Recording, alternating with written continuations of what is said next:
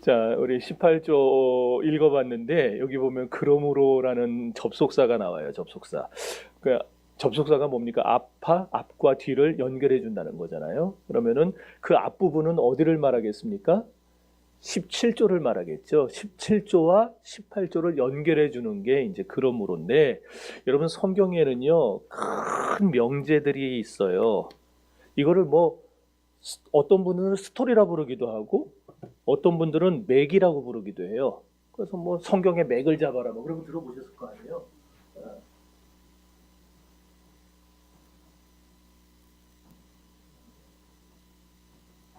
저는 여기서 그냥 이걸 얘기한 건데, 성경의 네 가지의 큰 명제가 있어요. 그러니까 창세기부터 계시록까지를 관통하는 어떤 사상이 있는데, 그걸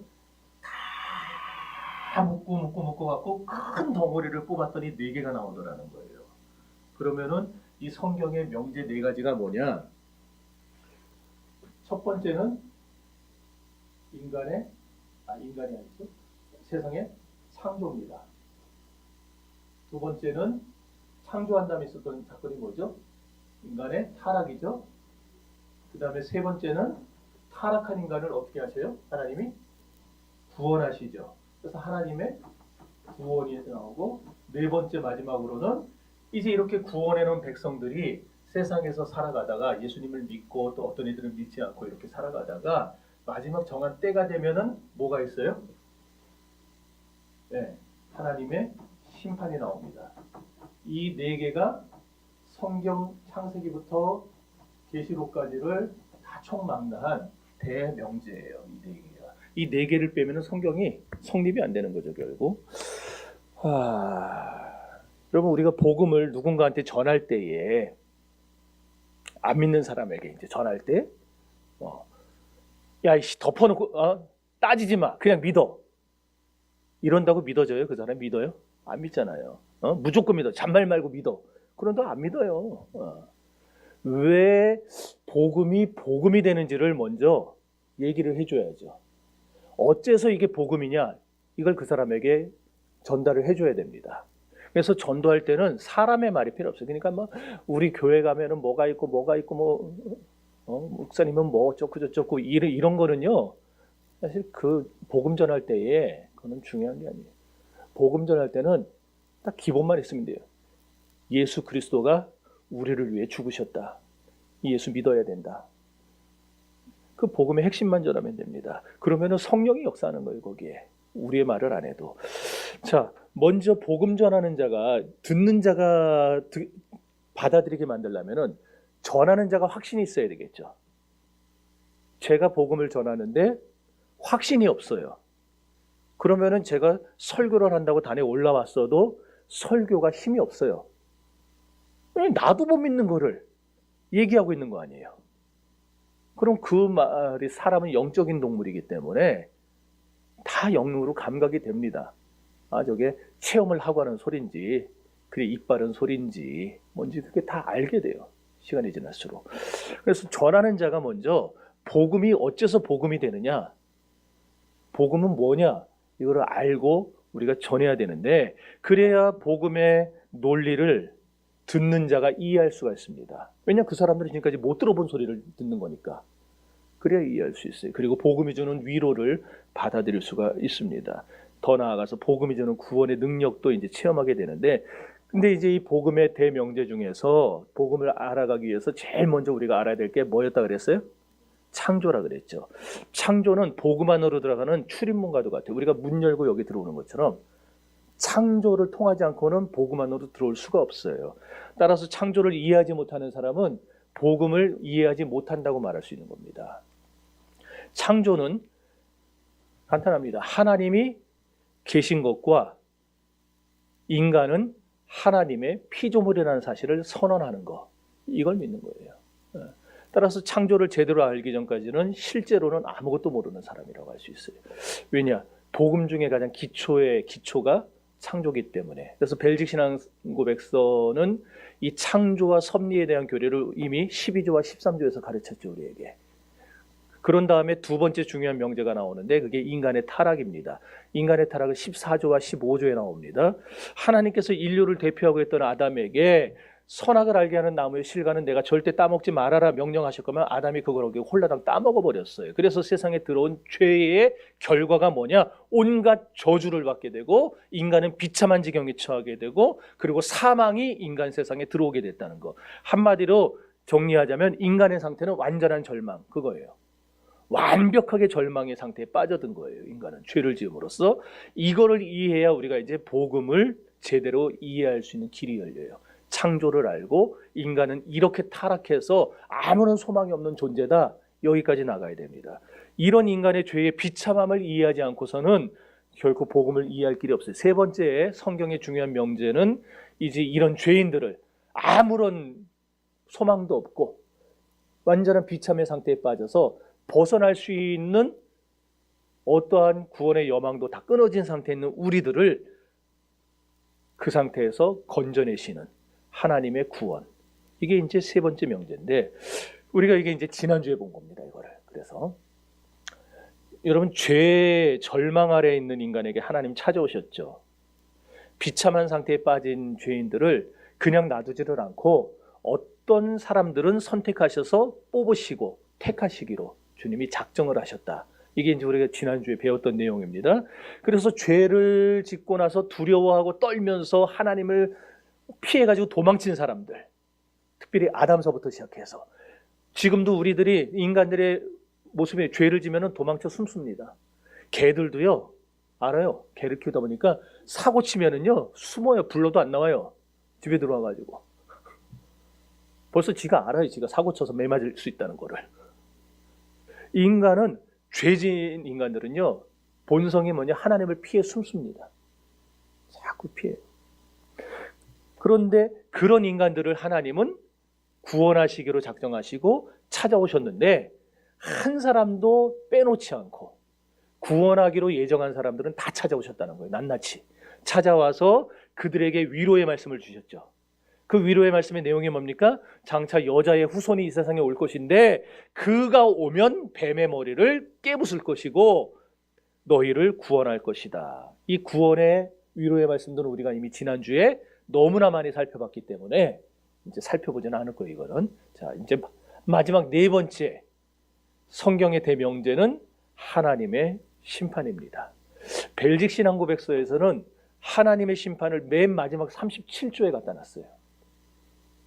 그러니까 지금 우리가 배워가고 있는 이 19조 또 20조 계속 나가가지고 36조까지는 무슨 내용이라는 거예요? 그러면은 우리를 구원하는 내용. 그만큼 중요하다는 거예요. 자, 그럼 하나님이 정하신 심판의 세상 끝날에는 무슨 일이 있을 것인가?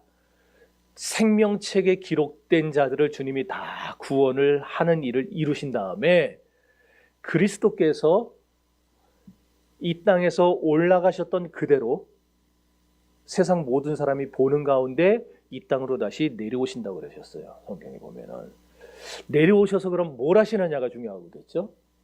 뭘 하시겠습니까? 심판을 하시는데 심판을 안 믿는 사람들만 심판하시는 건가요? 그러면 누구도 거기 포함됩니까? 믿는 자도 포함됩니다. 신불신 간에 모두를 심판하세요. 그런데 믿는 자의 심판은 어떤 심판이에요?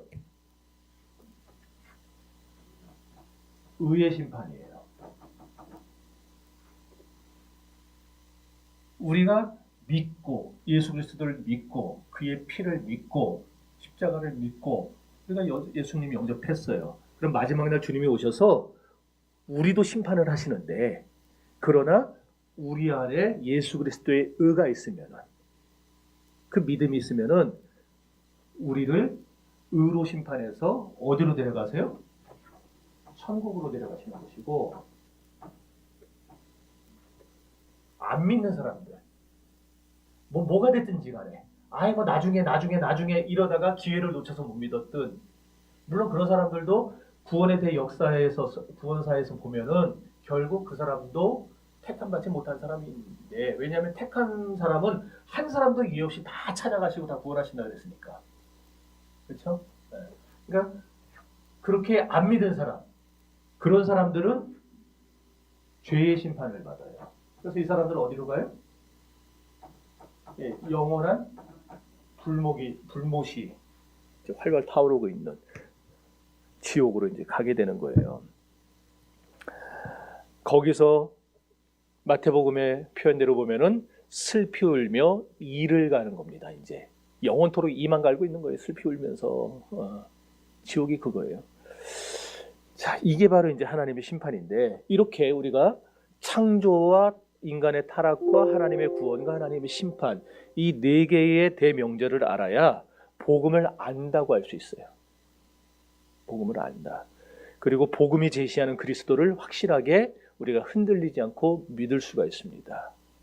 이게 확실하게 우리 안에 정립되지 않으면 헷갈리는 거예요. 누가 와가지고 쏙닥 대면은 거기가 진짠가 보다 하고 거기 가서 성경 공부하고, 누가 와서 얘기하면 거기가 또 진짠가 보다 하고 거기 가서 또 참석하고, 이렇게 되는 거예요. 여러분, 우리는 이 네 가지의 명절을 좀 잘 알아가지고 우리가 마지막 날까지 구원받은 자로서 든든히 설 수 있기를 바랍니다. 여러분, 더 나아가서 이 네 개의 대명절을 이해하지 못하는 사람이 복음을 전한다. 그럼 아까도 얘기했듯이 이 사람이 알지 못하는데 제대로 전할 수 있겠어요? 못 전하죠, 제대로. 그러면은 전하지를 않으니까 듣는 사람이 있어요, 없어요? 없죠. 듣는 사람이 없으면은 복음을 믿겠다고 결단하고 예수님 영접하는 사람이 나오겠어요? 없죠. 이게 꼬리를 물잖아요, 계속. 그래서 바울이 뭐라고 했습니까? 우리가 전하지 않으면 그들이 어찌 들으리요? 듣는 이가 없으면 우리가 어찌 믿으리요? 그래서 여러분, 우리가 전해야 듣는 거고 들어야 믿는 거예요. 믿음은 들으면서 나는 거니까. 그래서 지금 전했는데 안 듣는다고 해서 포기하지 말고, 우리는 그 사람이 구원받을지 못 받을지 모르잖아요. 하나님이 선택해서는 구원받을 거고 안 선택해서는 구원 못 받을 건데 우리는 모르니까 할 수 있는 한 전하는 거예요. 계속 전하는 거예요. 끈질기게 전하는 거예요. 언젠가는 믿겠지 하고선 전하는 거예요. 그렇게 전해야 그 사람이 택함 받은 사람이라면 반응을 보일 거고, 그리고 그 사람 반응 보이고 듣다 보면은 이 안에 말씀에 그 싹이 나고 또 줄기가 나고 열매가 나가지고 자라게 되는 거예요. 나중에 최소한 우리가 천국에 갔을 때에 이 복음의 명제를 한 번도 들어본 적이 없다는 사람이 내 주변에서 나와서는 안 돼요. 무슨 말인지 아시겠어요? 에스겔서 3장에 보면은 이에 대한 아주 유명한 말씀이 나옵니다. 에스겔 3장 17절에서 21절 찾아봅시다. 에스겔 3장 17절에서 21절 찾았습니까? 읽어보세요. 시작. 내가 너를 이스라엘 족속의 사직꾼으로 세웠으니 너는 내게 말을 듣고 내 마음을 지키시나여 그들을 세우시라.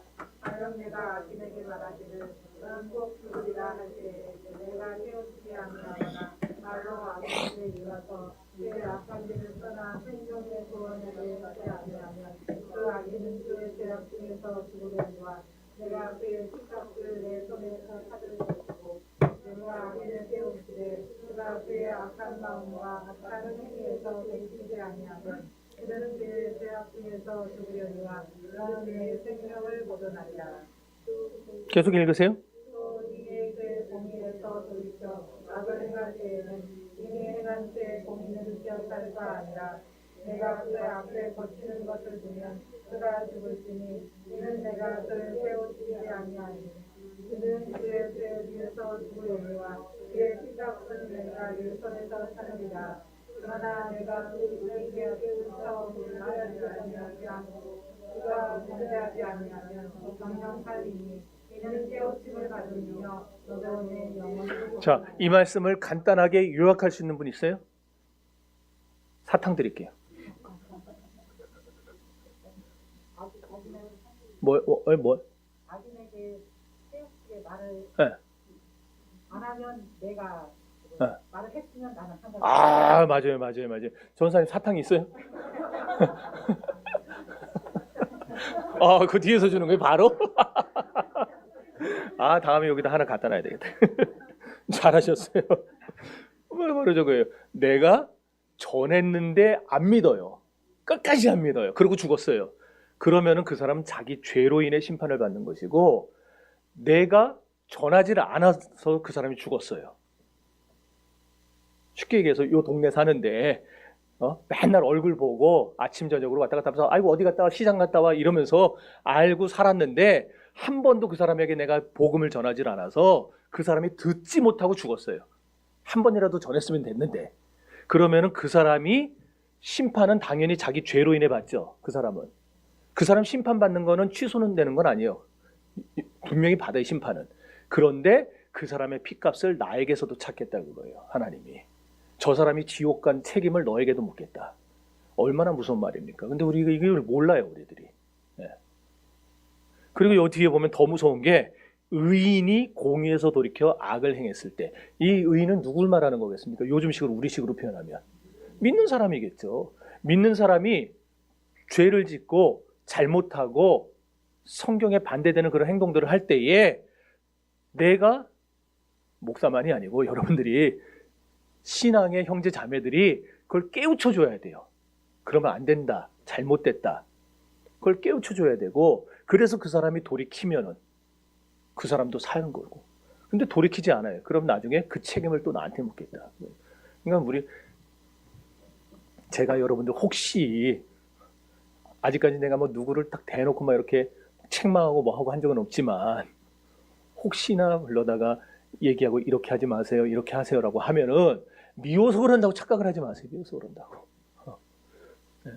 저도 제 책임을 다하기 위해서 지적을 하는 것이고, 여러분도 그것을 옳게 받아들이면은 둘 다 사는 거예요. 자, 그럼 우리가 이제 배우는 벨직 신앙고비서 18조는 이 네 개의 명제 중에서, 아까 내가 얘기해버렸죠. 어디에 해당되는 거라 그랬어요? 하나님의 구원에 해당된다 그랬죠. 구원에. 이제 첫 번째 문단 읽어봅시다. 그러므로 시작.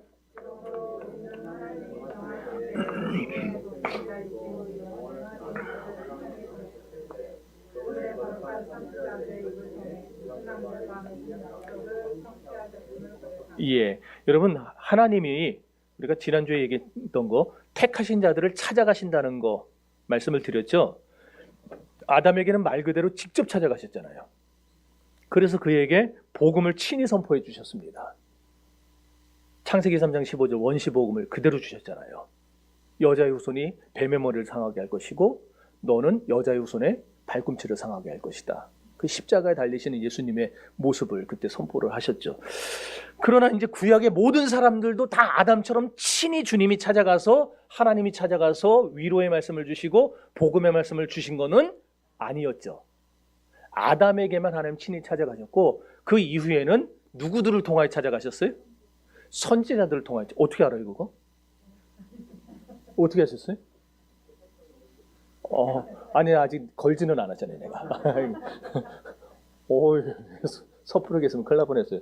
맞아요. 선지자들을 세워가지고 그들의 입을 통해 하나님이 위로의 말씀을 전하게 하시고 구원의 복음을 전하게 하신 거예요. 그래서 우리가 지난주에 봤듯이 구약시대 내내 여자의 후손을 보내실 것이라는 위로의 말씀이 얼마나 많이 나왔습니까? 선지서에. 그냥 도배가 됐잖아요. 도배가 됐어요. 그러기에 구약에는 복음이 없다고 말하는 사람들이 있는데 그거 진짜 착각입니다. 구약도 복음이에요. 예수 그리스도가 이 세상에 오실 것이다. 오셔서 너를 죄와 사망에서 건져내실 것이다. 이게 복음이 아니면 뭐가 복음이에요? 구약에도 그래서 율법으로 가득 차 있는 거지만 사실은 구약도 복음이에요. 그리고 신약은 그 복음의 성취고. 자, 그래서 우리는 구약 성도들도 율법을 행함으로 구원받은 게 아니라 복음을 믿음으로 구원받았다는 명제가 드디어 성립이 되는 겁니다. 구약에서도 계속 복음이 전해졌으니까. 그래서 아브라함 때에 율법이 아브라함 때 있었어요? 없었잖아요. 율법이 생기기 318년 전에 벌써. 318년 전도 아니 더 됐죠. 아브라함이 430년 후에 나온다 그랬으니까. 430년이죠. 430년 전에 율법 생기기 훨씬 전에 아브라함에게 하나님이 뭐라고 하셨어요? 내가 행함으로 의롭다함을 얻었으니 그러지 않았고, 내가 나를 믿으니 이를 너희의 의로 여겼다. 주님도요 아브라함에게 뭐라 하셨냐니 믿었기 때문에 너는 의롭다 하신 것이지 율법을 행해서 의롭게 된 게 아니라 그러셨어요. 그러니 후에 나타난 율법이 어떻게 아브라함을 의롭게 할 수 있어요? 그렇죠? 믿음으로 구원받은 겁니다. 그럼 아브라함도 그랬으면 아브라함 이전 세대들은 어땠을까요? 노아도 그렇고 누구도 그렇고 다 그 사람들도 믿음으로 구원받은 거예요. 어떤 믿음? 아담에게 주셨던 그 원시 복음, 장차 여자의 후손이 세상에 오셔서 너희를 구원할 것이라고 하는 그 복음을 믿고 구원을 받은 거예요. 그러니까 구약이든 신약이든 분명합니다. 구원받는 조건은 딱 하나밖에 없어요. 예수 믿고 구원받는 겁니다. 있습니까? 자, 그래서 이제 신약에서 이거를 해석을 어떻게 했느냐를 봅시다. 이제 로마서 4장 2절과 3절 찾아보세요.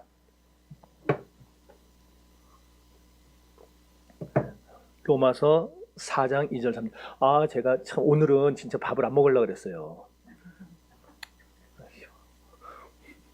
화딱지가 나가지고. 근데 왜 저한테 밥을 갖고 왔는데 비빔밥을 갖고 오셔가지고 계란 2개 올리고 참기름 이빨이 나가지고 내가 안 먹으려고 하는데 결국 못 참고 먹었어요. 너무 맛있게 먹었어요. 자, 로마서 4장 2절 3절 읽어봅시다. 시작.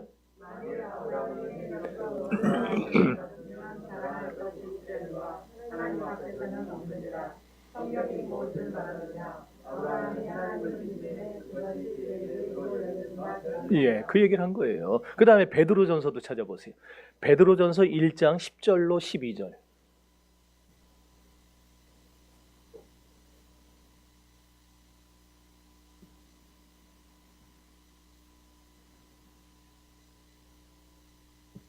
자, 찾았습니까? 네, 읽어봅시다. 시작. 대하여는 너희에게 임할 은혜를 예언하던 선지자들이 연구하고 부지런히 살펴서 자기 속에 계신 그리스도의 영이 그 받으실 고난과 후에 받으실 영광을 미리 증언하여 누구를 또는 어떠한 때를 지시하시는지 상고하니라. 이 섬긴 바가 자기를 위한 것이 아니요 너희를 위한 것임이 계시로 알게 되었으니 이것은 하늘로부터 보내신 성령을 힘입어 복음을 전하는 자들로 이제 너희에게 알린 것이요 천사들도 살펴보기를 원하는 것이니라. 이게 무슨 말인가? 구약의 선지자들이 복음을 전하면서 부지런히 연구하고 살폈다는 거예요. 뭘 살폈느냐? 언제 이 말씀이 이루어질 것인가? 속마음은 뭐겠어요? 우리 때 이루어지면 좋겠다. 그거겠죠. 우리 때에 메시아가 오시면 좋겠다. 그런 속마음으로 연구하고 살폈는데 연구하고 살핀 결과가 뭐냐? 자기들 때 이루어지는 건 아니라는 걸 알았어요. 이거 우리 때 이루어질 건 아니고 언제 이루어지느냐? 신약 성도들의 때에 이루어지겠구나. 그걸 깨달았어요. 그래서 그 중간에 보면은 이 섬긴 바가 자기를 위한 것이 아니라 너희를 위함이니라 그 말씀이 나오는 겁니다. 또 이제 사도들이 전하는 이 복음이 성령을 힘입어서 너희에게 전달되었는데 이 복음은 어떤 거냐 하면은 천사들조차 살펴보기를 원할 정도로 아주 고귀한 복음이다. 그걸 지금 말을 하고 있는 겁니다. 성도 여러분, 하나님은 약속대로 구원자를 보내주셨고 우리 시대에 그것이 성취되었어요. 때가 참에 하나님이 그 아들을 보내사 여자에게서 나게 하셨다는 겁니다. 이렇게 구약의 복음과 신약의 복음은 동일한 복음이요 일치하는 복음이라는 것을 우리가 알아야 됩니다. 자, 이사야 52장 7절 찾아보세요. 이사야 52장 7절, 우리 아주 잘 아는 성경 구절이 하나 나올 겁니다. 자, 이사야 52장 7절 시작.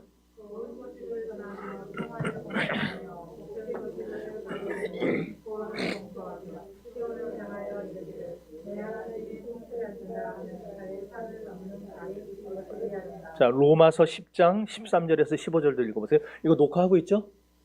네. 로마서 10장 13절에서 15절.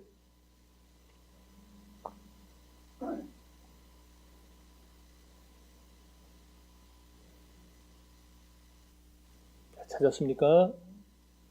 로마서 10장 13절에서 15절 시작.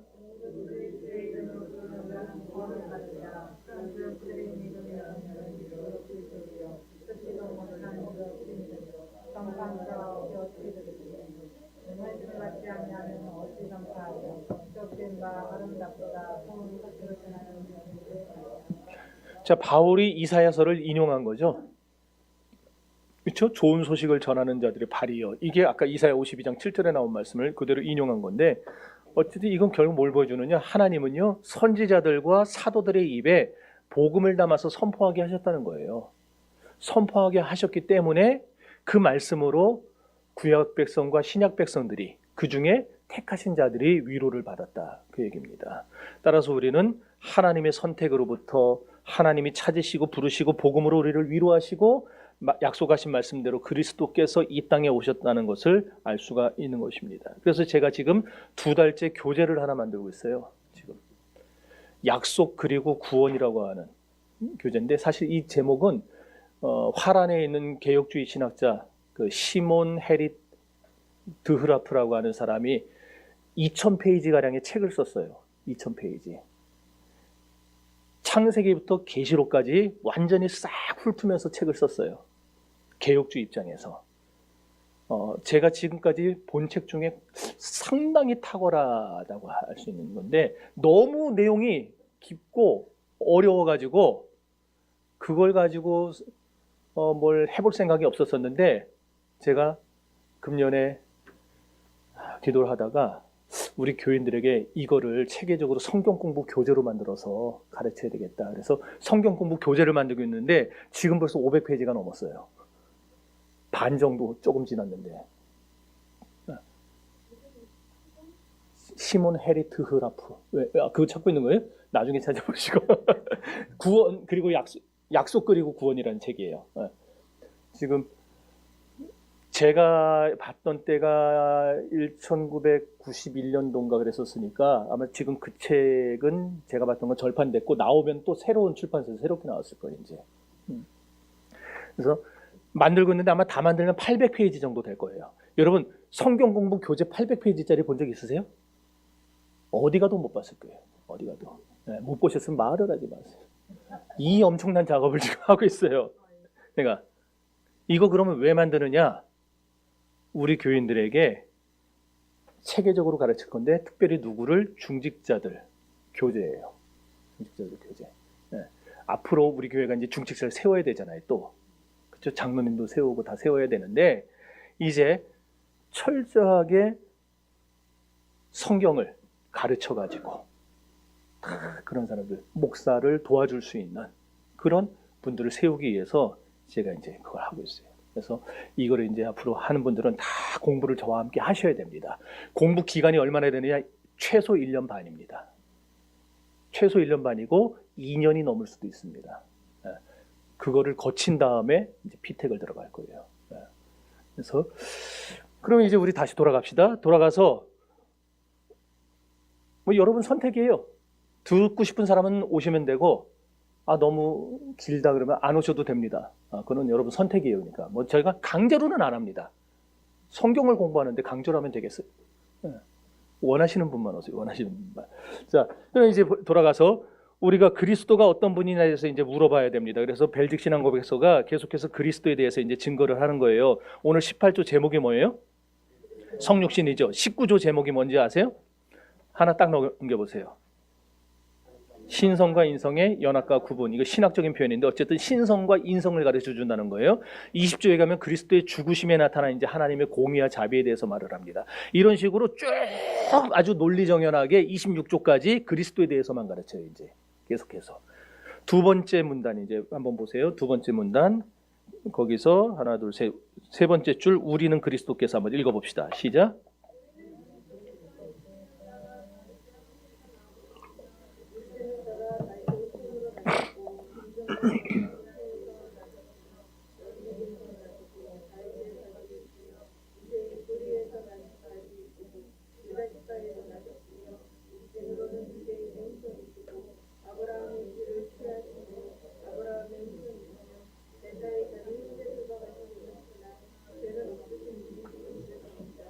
네, 됐어요. 아까 그 얘기하다 말았는데 우리가 작년에 성경 공부했잖아요. 저랑 창세기부터 계시록까지 한번 훑었죠. 그거는 그냥 수박 겉핥기라고 보시면 돼요. 수박 겉핥기였고 이번에는 이건 사실 신학교에서도 안 가르칩니다. 너무 기니까 신학교에서 아예 가르칠 생각도 안 했고, 근데 이게 이제 교회니까 가능한 거예요. 교회니까. 그래서 아무튼 마음이 있는 분들은 기도하면서 참석을 하시고, 자 여기 보니까 자 구약에 약속된 말씀 그대로 예수님이 누구로 오셨느냐? 여자의 후손으로 오셨대요. 아브라함의 씨로 오셨고, 모세와 같은 선지자로 오셨고, 하나님의 아들로 오셨고, 다윗의 자손으로 오셨고, 고난받는 종으로 오셨고, 망하지 않을 하나님 나라의 주인으로 오셨고, 의의 태양으로 오셨어요. 근데 오셔서 뭐 하시느냐? 예수님은 오셔서 하신 거 그거밖에 없어요. 가난한 자에게 복음을 전하시고, 가난하다는 게 육신적으로 가난하다는 거, 뭐 사람들 그런 식으로 해석하는 사람도 많은데 그런 의미는 아니겠죠. 어쨌든 우리 심령이 가난하고 하나님의 말씀을 듣기를 원하는 사람들, 복음에 그런 간절한 소망이 있는 사람들, 그런 사람들에게 복음을 전하시고, 소경의 눈을 뜨게 하고, 귀머거리가 듣게 하고, 안진뱅이를 일으키시고, 심지어 죽은 자를 살려내시는 일을 하셨어요. 예수님은 오셔서. 누가복음 2장 10절 말씀대로 그리스도가 오셨다는 이 소식이야말로 구약의 모든 백성들이 수천 년간 기다려왔던 온 백성에게 미칠 큰 기쁨의 좋은 소식이었어요. 그래서 천사가 나타나서 목자들이 그러죠. 오늘날 너희를 위하여 큰 기쁨의 좋은 소식을 전하노니 곧 다윗의 동네에 구주가 나셨도다. 그 말씀하셨잖아요. 그럼 그리스도의 오심이 왜 이렇게 우리에게 중요한가? 하나님이 약속하신 대로 아들을 우리에게 보내신 약속의 성취이기 때문에 중요한 거예요. 만약에 하나님의 약속이 성취되지 않았다 그러면은 기독교는 존재할 이유가 없어요. 기독교는 기독교가 아니에요. 하나님은 약속하신 대로 아들을 세상에 보내셨어요. 그리고 오늘날 우리에게도 무엇인가 약속하시면 하나님은 그 약속대로 이루시는 분입니다. 그러니 여러분, 우리에게 약속하시는 그 하나님을 붙잡고 사세요. 자, 이제 다시 돌아가는데 18조 첫 문장 다시 봅시다. 첫 문장. 자, 시작.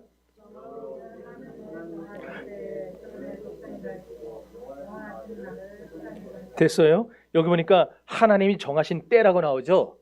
이걸 갈라디아서에서는 때가 참에 그렇게 표현했어요. 때가 참에. 아까 우리가 읽었죠. 때가 참에 여자에게서 아들이 나게 하시고, 하나님의 정하신 때에 주님은 일하십니다. 유일하고 영원하신 아들을 세상에 보내셨어요. 그래서 이 아들에 대해서 요한복음 3장 16절 17절은 이렇게 표현합니다. 한번 이거는 뭐 워낙 다 아는 거니까 그냥 외웁시다. 또 찾을 거 없이. 하나님이 세상을, 시작. 하나님이 세상을 이처럼 사랑하사 독생자를 주셨으니 이는 저를 믿는 자마다 멸망치 않고 그 영생을 얻게 하려 하심이라.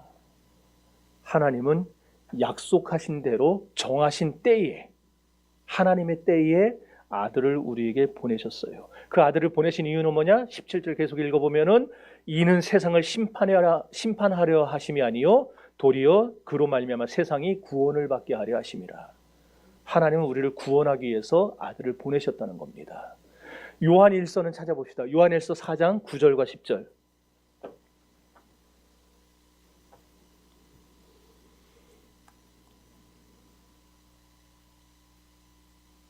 요한일서 4장 9절과 10절 시작.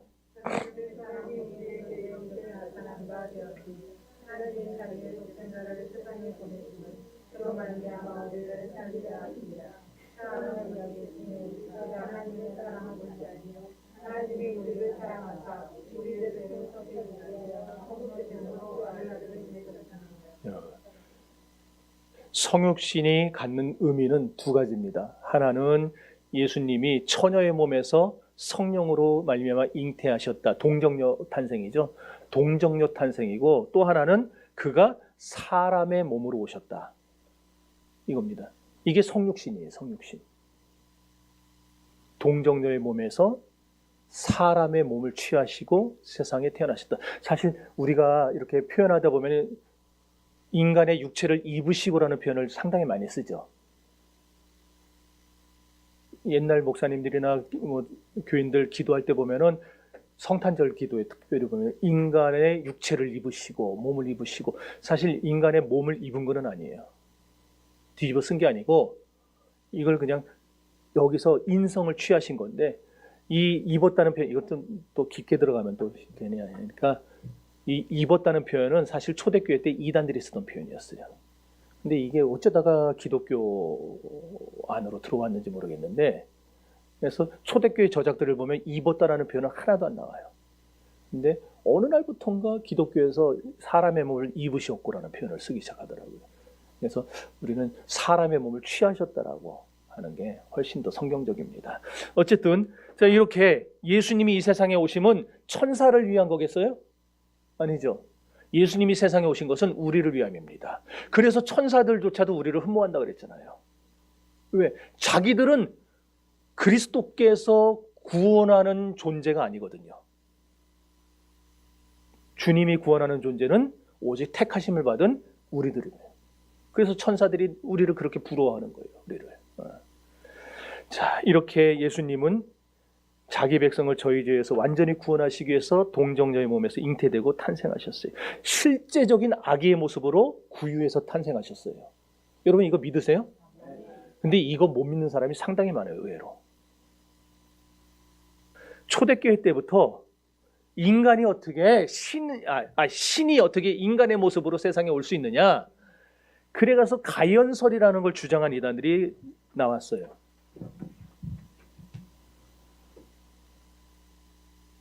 가연설이라는 게 뭐냐면은 가짜란 말이에요. 가짜. 현현했다는 거. 가짜로 현현했다. 그러니까 실제로 저는 황 선배는 실제예요, 가짜예요? 실제죠. 여러분하고 얘기하고 밥 먹고 뭐 하고 다 하잖아요. 실제. 근데 이상하게 예수님에 대해서는 가짜라는 거예요. 예수님이 제자들과 3년 동안 같이 다니면서 밥을 드시고 잠을 주무시고 뭐 하고 다 했잖아요. 병자를 고치시고. 심지어 어렸을 때 나사렛에서 자라면서 나중에 나사렛 동네에 가셨을 때 그 사람들이 뭐를 저 사람 목수인 요셉의 아들이 아니냐 그랬잖아요. 나사렛에서. 그럼 그 사람들도 예수님을 알아봤다는 거 아니에요. 어렸을 때 예수님, 커서 예수님. 그럼 적어도 예수님 33년 동안 사람들이 만나고 같이 식사도 하고 교제도 하고 다 했는데 이상하게 예수님에 대해서는 가짜라는 거예요. 어떤 가짜냐? 실제로는 안 오셨는데 사람들이 너무너무 그 메시아를 소망하고 갈망하다 보니까 집단 체면에 걸려가지고 그래서 예수님이 세상에 오신 것처럼 착각하고 살았다는 거예요. 무려 몇 년을? 33년을. 이게 가연설이에요. 그런데 우리는 이 얘기를 들을 때에 무슨 느낌이 듭니까? 저는 어떤 느낌이 들었냐면은 머리에 구멍이 났나? 어떻게 저는 말도 안 되는 소리들을 하나 이랬거든요. 근데 요즘에도 이걸 믿는 사람들이 있어요.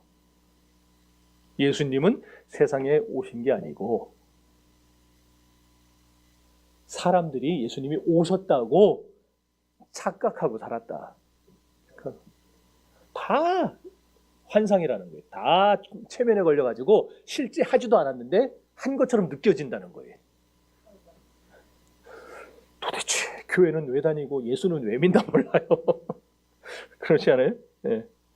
그래서 제자들이 3년 동안 예수님을 따라다니면서 온갖 기적을 행한 것도 사실은 없었다는 거예요. 아무것도 오병이어도 없고 뭐 아무것도 없고 죽은 나사로를 살린 것도 없고 아무것도 없는데 사람들이 예수님을 너무너무 메시아를 그리워하고 만나고 싶어하고 갈망해서 그런 가짜 이야기들을 만들어냈다.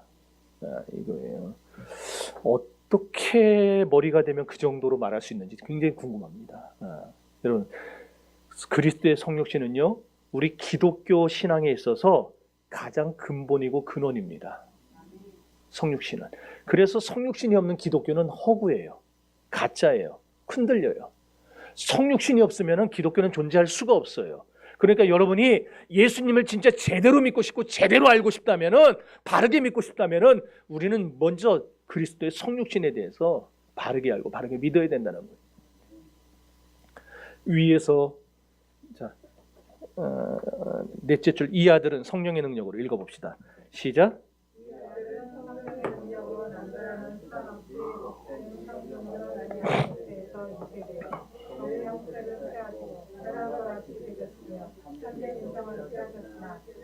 네, 됐어요. 이 아들은 성령의 능력으로 남자라는 수단 없이 동정녀의 몸에서 잉태되었다. 여러분, 영육을 가진 인간을 구원하기 위해서 예수님은 신성만 가지고 세상에 오셔서는 안 됐어요. 인성도 가지고 오셔야 영육을 가진 인간을 구원할 수가 있는 거예요. 영이 육체를 위해 죽을 수는 없거든요. 육체가 육체를 위해 죽어야죠. 그런데 육체가 육체를 위해 죽으면, 인간이 죽으면 한 사람만 구원합니다. 그러나 하나님이 죽으셨기 때문에, 하나님이 인간의 육체를 취하시고 죽으셨기 때문에 모든 선택받은 인류가, 선택된 자들이 다 그리스도 안에서 구원을 받을 수가 있는 것입니다. 자, 히브리서 2장 17절 18절 읽어보세요.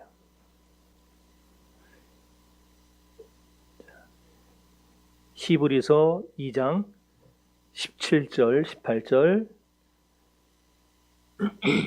시작.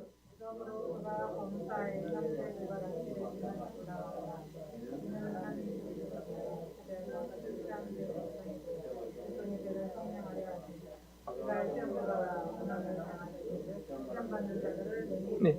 인간이 되어서 시험을 받아 고난당하셨기 때문에, 직접 당하셨잖아요. 예수님이 마귀에게도 시험 당하시고 다 당하셨어요. 인간이 당할 수 있는 모든 고난을 다 당해보셨어요. 그러셨기 때문에 시험 받는 자들을 도울 수가 있는 겁니다. 우리가 당하는 모든 고통들, 앞으로도 당할 어떤 고통들도 예수님이 이미 다 당해보신 거예요. 그래서 우리는 누구든지 담대하게 주님께 구할 수 있는 겁니다. 주님이 겪어보셨기 때문에 그 고통을 아시거든요. 그래서 우리가 주님께, 주님 이렇습니다, 내 상황이 이렇습니다, 내가 이런 상황에 빠졌습니다, 나를 도와주세요 말할 수가 있는 거예요. 그렇기 때문에 주님이 당신의 사랑으로 우리에게 그 시험을 피할 수 있게 해주시고, 힘을 주시고, 피할 수 있는 길을 열어주시는 거죠. 네. 이렇게 주님은 모든 면에서 인간과 똑같이 되셨지만 죄는 전혀 없으신 분이라고 오늘 우리가 읽었죠. 히브리서 4장 15절 읽어보세요.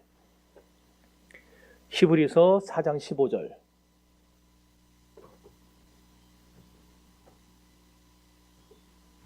시작.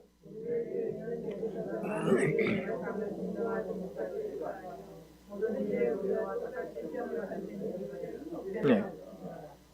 우리 주님이 이런 분이라는 거예요.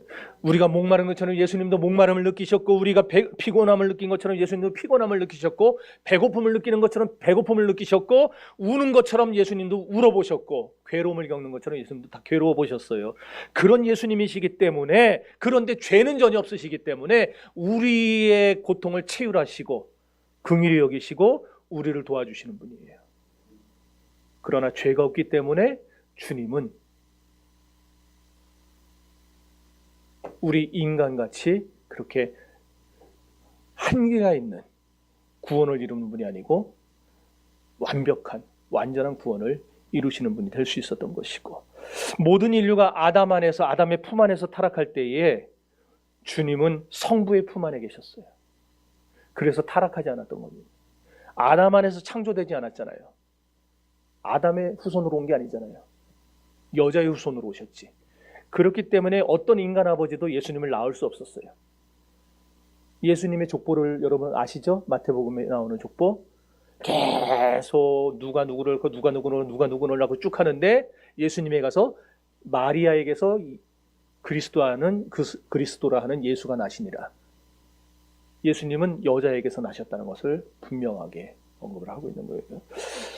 주님은 성령으로 잉태되셨기 때문에 신성이 인성으로 변하지 않아요. 신성도 그대로 가지고 계시고 인성도 가지고 계시고, 네. 그래서 참 하나님이 될 수 있었고 참 인간이 될 수 있었습니다.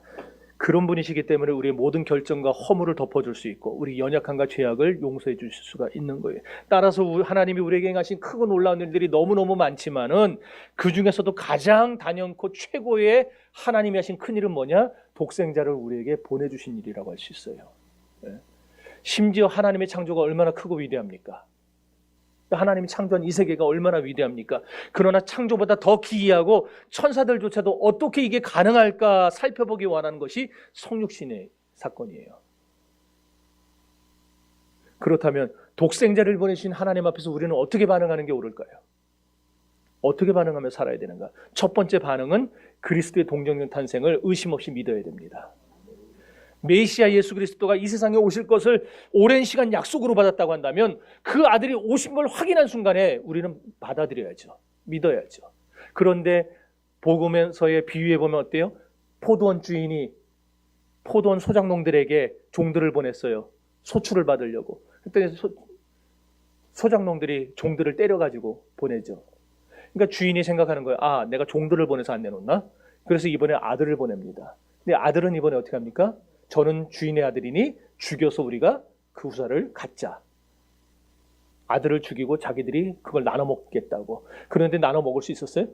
주인이 어떻게 합니까? 군대를 끌고 와서 그들을 다 진멸하고 포도밭을 다른 사람에게 줬어요. 메시아가 약속대로 오셨으면 영접해야죠. 받아들여야죠. 그게 우리의 반응이에요. 당연한 반응이에요. 피조물의 반응. 그런데 메시아가 오셨는데 영접하지 않는다는 거예요. 그러면은 뭐가 있는가?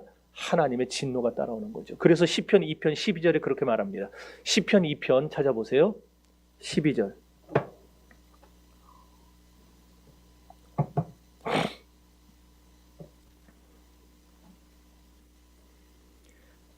시작. 그렇지 않으면 진노하심으로 너희가 길에서 망하리니 그의 진노가 급하시니라. 여호와께 피하는 모든 사람은 다 복이 있도다. 여러분 약속대로 보내주셨으면 믿어야 됩니다.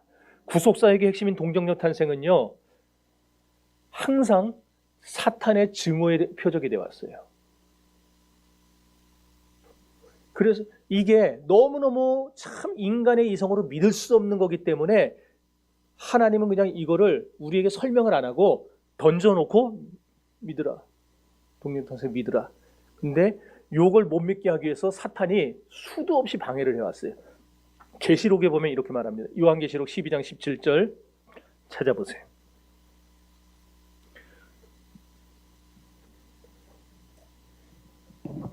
계시록 12장 17절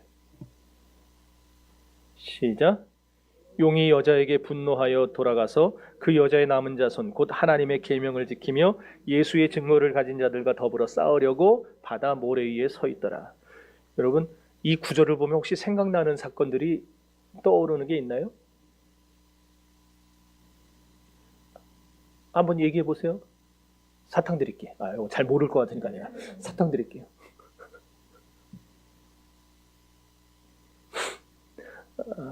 좀 어렵죠. 뭐였냐면은 옛날에 애굽의 바로 왕이 이스라엘의 모든 남자애는 다 죽여라. 그리고 훗날 헤롯도 2살 아래 모든 남자애는 죽여라. 사탄은요 메시아가 이 세상에 나오지 못하게 하려고 모든 하나님의 약속의 씨들을 다 죽여요. 다 죽여. 아달랴라고 하는 여자가 있었어요. 아합과 이세벨의 딸이죠. 그 여자가 여호사밧의 며느리가 돼가지고, 그러니까 여러분 불신 결혼하면 그렇게 되는 거예요. 이 아달랴가 나중에 자기 남편 아시아가 죽고 나서 어떤 짓을 합니까? 다윗 가문의 왕자 70명을 싹 다 죽였어요. 그때 딱 한 사람 살아남아 도망가죠. 그 한 사람 남은 자를 통해서 다윗의 씨가 계속되고 거기서 나중에 그리스도가 나오시게 되는 거예요. 사탄은요 메시아의 씨를 언제든지 죽이려고 해요. 그러다 보면 오늘 우리들도 어떻게 할까요? 그리스도를 믿는 우리들도 사단이 가만 놔두겠어요? 계속 건드는 거죠. 그래서 계속 찝쩍거리고 건들고 시험 주고 교회 다니다가 그냥 시험 들게 하고 자꾸 이렇게 하는 거죠. 그런 거에 우리가 넘어지는 사람은 용에게 지는 거예요. 사울도 메시아의 조상이 될 다윗을 13년을 쫓아다니면서 죽이려고 그랬잖아요. 그냥 이를 갈면서. 이게 사탄의 속성이에요. 구원받지 못하게 하려고 무슨 짓이든 합니다. 사탄은. 그러니까 그 사탄이 신약의 표현대로라면은 지금도 삼킬자를 찾으려고 그냥 우는 사자처럼 돌아다니면서 으르렁 대면서 잡으면은 멸망시키려고 그 짓을 하고 있는 거예요. 여러분, 동정녀 탄생 이것은 우리가 반드시 반응을 보여야 될 중요한 믿음입니다. 그리스도를 믿으면서 교회를 다니면서 이거 넘지 못하면은 발전이 없어요. 예수께서 마리아에게서 나셨다. 성령으로 잉태되어 세상에 오셨다. 이것을 의심 없이 믿을 수 있는 저와 여러분 될 수 있기를 바랍니다. 동정녀 탄생은요, 역사적 사건입니다. 그건 환상이 아니에요. 상징이 아니에요. 분명히 이 세상에 있었던 분명한 역사적 사건이에요. 그 믿음을 잃지 말라는 거예요. 이것이 우리에게 요구되는 첫 번째 반응이에요. 첫 번째 반응. 그래서 요한복음 1장 12절에 영접하는 자 곧 그 이름을 믿는 자들에게는 하나님의 자녀가 되는 권세를 주셨다 그런 거예요. 영접하는 사람은, 믿는 사람은 하나님의 자녀가 되는 거예요. 우리가 그 쪽에 서야죠. 영접하는 쪽에 서야죠. 믿는 쪽에 서야죠. 동정녀 탄생을 믿는 자는 하나님의 자녀가 되는 겁니다. 그러나 믿지 않는 자는 바깥 어두운 데 내쳐져서 슬피 울며 이를 갈게 되는 겁니다. 어느 쪽에 서고 싶은지는 다 결정되어 있을 거 아니에요. 우리 주님의 그 동정녀 탄생을 분명히 믿고 삽시다. 두 번째 반응은 뭐냐? 약속을 신실하게 이루어 주시는 하나님께 감사하고 찬양을 해야 되는 거예요. 약속에 신실하신 하나님을 찬양하는 거. 우리에게 구원자를 보내주겠다는 약속을 주님은 이루셨어요. 아담서부터 수없는 수천 년 동안 내가 여자에게서 아들을 낳게 하신다고 하신 그 약속을 주님은 분명히 이루셨어요. 그럼 왜 이루셨는가? 우리를 사랑하기 때문에 이루신 거예요. 하나님이 세상을 이처럼 사랑하사 사랑하기 때문에 이루셨어요. 하나님은 이렇게 신실하신 분입니다. 우리를 사랑하기 때문에 약속한 것은 한 번도 어기지를 않으세요. 하나님 한 번도 나를 실망시킨 적 없으시고 언제나 은혜와 공평과 은혜로 나를 붙드시고 지키신다고. 이런 하나님, 신실하신 하나님, 신실하신 하나님. 그러니까 그 하나님의 신실하심을 깨닫고 나면 우리에게서 뭐가 나와요? 여호와는 선하시며 그 인자하심이 영원하미로다 하면서 계속 뭐가 나와요? 여호와를 찬양하라. 여호와께 감사하라. 그래서 시편 136편 보면은요, 1절부터 마지막 절까지 여호와께 감사하라. 그는 선하시며 그 인자하심이 영원하미로다 하는 말이 10몇 번이 반복이 돼요. 계속해서. 왜 그런 소리를 할까요? 하나님은 신실하신 분이라는 걸 깨닫고 나니까. 그거밖에 안 나오는 거예요. 하나님을 찬양할 수밖에 없는 거예요. 여러분, 오늘 저와 여러분도 하나님의 그 신실하심을 경험할 수 있기를 바랍니다. 경험한 사람의 입에서는 찬양이 나오게 되어 있어요. 찬양이 나오겠어요. 무조건에 그런 거 안 나와요. 찬양이 나와요. 세 번째 반응은 이 복음을 증거해서 사람들을 구원해야 됩니다. 여기까지 이 세 가지 반응이 다 나와야 돼요. 우리의 삶이 하나님 보시기에 진짜 아름다운 삶이 되는 길은 뭐냐? 우리가 복음을 증거하는 삶을 사는 거예요. 택하신 자들을 찾아다니면서 그들이 구원받을 수 있도록 구원의 길로 초청해 줘야 됩니다. 그래서 아까 우리가 읽은 이사야 52장 7절에 좋은 소식을 전하며 평화를 공포하며 복된 좋은 소식을 가져오며 구원을 공포하는 자의 산을 넘는 발길이 어찌 그리 아름다웠고. 여러분, 복음 전하는 발길이 하나님 눈에 볼 때는요 제일 아름다운 겁니다. 우리 전도팀 말고도 여러분들도 전도팀에 안 들어있어도 복음 전하시기 주보를 내가 말 나온 김에 해야 되겠다. 주일날 딱 끝나고 제가 이제 저녁에 내려와서 여기를 다 정리를 해요. 불도 끄고 혹시 안 끄고 있는가 뭐 이런 거 보고 하는데 주보를 버리고 가는 사람들이 의외로 많더라고요. 가져가기 싫으면은요 가지고 가다가 다른 사람에게 주기라도 하세요. 교회 나오세요. 그리고 주기라도 하세요. 여러분 집에다 갖다 놓기 싫으면. 아시죠? 그렇게 복음 전할 수 있어요, 우리. 하나님이 그런 사람을 가장 귀하게 보신다는 거예요. 가장 귀하게 보신다. 이것이 진짜 이웃사랑입니다. 교회가 이웃사랑 해야 되겠어요? 안 해야 되겠어요? 근데 많은 교회들이 착각을 합니다. 노숙자에게 밥을 만들어서 막 밥 주는 사역하고 어려운 사람들 뭐 도와주고 뭐 가난한 사람도 뭐 해주고 이런 거가 다 그냥 그게 다 이웃사랑인 줄만 알아요. 물론 그거 이웃사랑이 아니에요. 맞죠? 사랑이죠. 이웃사랑이죠. 교회가 당연히 해야 되는 겁니다. 교회가 자기들만 알아서는 안 돼요. 우리 주변에 헐벗고 굶주린 사람들 돌아볼 줄 알아야 됩니다. 그런데 진짜 하나님이 바라시는 이웃사랑은 그 모습이 아니에요. 교회가 진짜 이웃사랑은 놔두고 저 밑자개에 있는 이웃사랑들만 하고 있는 거예요. 진짜 이웃사랑은 뭐냐?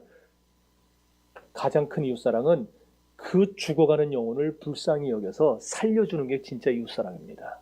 그렇지 않겠어요? 여러분이 부모님을 진짜 사랑한다면, 자식을 진짜 사랑한다면 그 영혼이 나중에 죽어서 나와 다른 곳을 간다. 어디를 가서 나와 다른 곳 간다면은 그래요. 그러면은 그거 견딜 수 있겠어요? 내 배 아파 난 내 새끼가 이 모양으로 살다가 지옥 간다 생각하면은 견딜 수 있겠어요? 사랑하면은 죽으라고 전하게 되어 있어요. 죽으라고. 가장 큰 사랑은 그래서 복음 전파예요. 왜?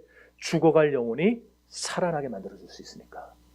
그래서 여러분, 진짜 우리 교회는 진짜 사랑해야 됩니다. 진짜 사랑.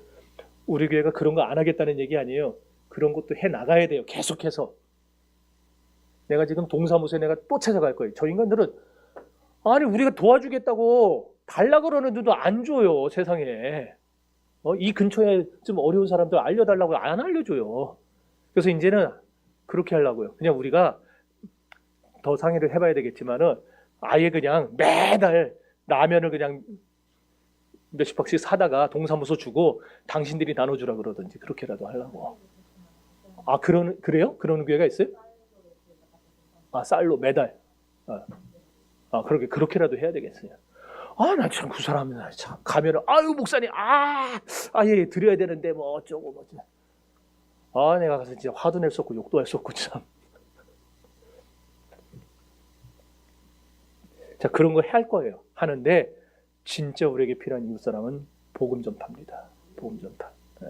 이것이 모든 교회가 집중해서 해야 될 사역이에요. 교회는 단순히 사람들의 육적인 필요를 채워주기 위해 모인 기관이 아닙니다. 교회는 사람들의 영혼을 살리라고 세우신 하나님이 친히 만들어주신 기관입니다. 당연히 우리 교회 무엇보다 복음을 먼저 그래서 전해야 되는 것입니다. 구제는 잘하고 선행은 많이 하는데 영혼을 구원하는 복음 전하지 않는다? 그거는요 교회 아니에요. 복지기관이지, 사회복지기관이지. 교회는 반드시 영혼의 비참함 속에서 영혼을 끄집어내는 복음을 전해야 됩니다. 그것이 제대로 된 가장 아름다운 이웃사랑이라는 것. 이 세 가지 반응이 우리에게 반드시 있어야 돼요. 교회는. 정리합시다. 사랑하는 성도 여러분, 오늘 우리가 그리스도를 바로 이해하려면 복음을 바로 믿어야 된다고 그랬어요. 그래야 그리스도를 소개하고 증거할 수 있다고 그랬어요. 하나님께서 우리에게 영원하고 유일하신 아들을 주신 사건이야말로, 이 성육신 사건이야말로 하나님이 얼마나 약속에 신실하신가를 밝히 보여주는 겁니다. 하나님은 약속한 거 어긴 적이 없어요. 다 이루어 주셨어요. 그럼 이제 우리 편에서도 이 하나님의 약속하신 것을 받아들여야죠. 거절하지 말고. 그 반응이 세 가지라 그랬습니다. 첫 번째 반응이 뭐라 그랬어요? 그새 까먹은 거예요? 동전녀 탄생을 믿어야죠. 두 번째 반응이 뭐예요? 그렇죠. 그냥 그 긴 걸 다 쓰셨구나. 신실하신 하나님을 신뢰하고 믿는 거예요. 찬양하는 거예요. 그리고 세 번째 반응은 복음을 전해서 진짜 이웃사랑을 해야 되는 겁니다. 이 세 가지가 하나님의 구원받은 자들에게서 나오는 반응들이에요. 그래서 이런 거를 할 때 우리가 뭐가 될 수 있느냐? 바울이 고린도후서 5장 17절에서 이렇게 말을 했어요. 5장 17절 고린도후서 찾아보세요.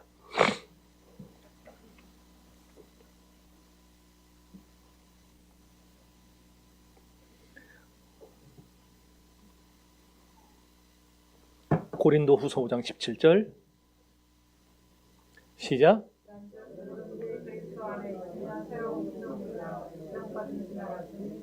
네. 이 세 가지의 반응을 보이는 자가 새로운 피조물입니다. 오늘 우리가 그런 새로운 피조물이 될 수 있기를 바라요. 요한일서 4장 5절에서는 예수를 시인하는 영마다 예수를 시인하지 아니하는 영마다 하나님께 속한 것이 아니니 이것이 곧 적그리스도의 영이라 그랬어요. 여러분, 우리는 세상에 살면서 오늘도 내일도 영원토록 주님을 시인하면서 주님께 반응하면서 살아야 할 줄 믿습니다. 그것이 저와 여러분이 죽는 날까지 견지해야 될 기독교 신앙이에요. 요한복음 5장 14절에 내가 진실로 진실로 너희에게 이르노니 내 말을 듣고 또 나 보내신 이를 믿는 자마다 영생을 얻었고 심판에 이르지 아니하나니 사망에서 생명으로 옮겼느니라 그랬어요. 여러분, 우리 분명하게 결단합시다. 분명하게 반응하며 삽시다. 그래서 우리 정신교회가 하나님이 하늘에서 보실 때에 정말 제대로 그리스도를 믿고 구원받은 자들의 모임이 되고 교회가 될 수 있도록 우리 그렇게 참다운 반응을 보며 살아갈 수 있게 되기를 바랍니다.